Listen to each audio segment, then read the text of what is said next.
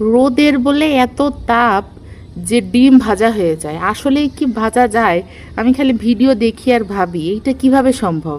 তাই আজকে নিজেই ট্রাই করতে চলে আসলাম। চলুন দেখি। এই তাওয়াটা আমি 3-4 ঘন্টা এই রোদের মধ্যে রেখে দিছি। এখন কিছুটা তেল দিয়ে দেব, তারপরে ডিম পোস্ট করব।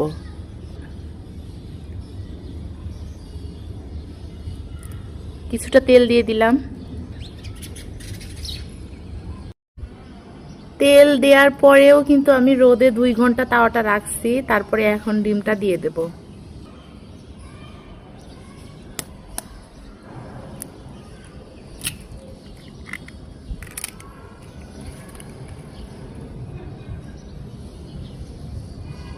এটা কি হইল? আমার ডিম পোস্ট হয় না কেন?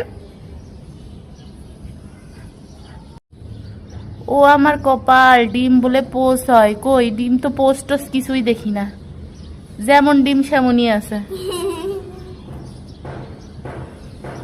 এই সব ভুয়া কথা। আমি এতদিন বিশ্বাস করতাম যে রোদের তাপে ডিম পোচ হয়ে যায়।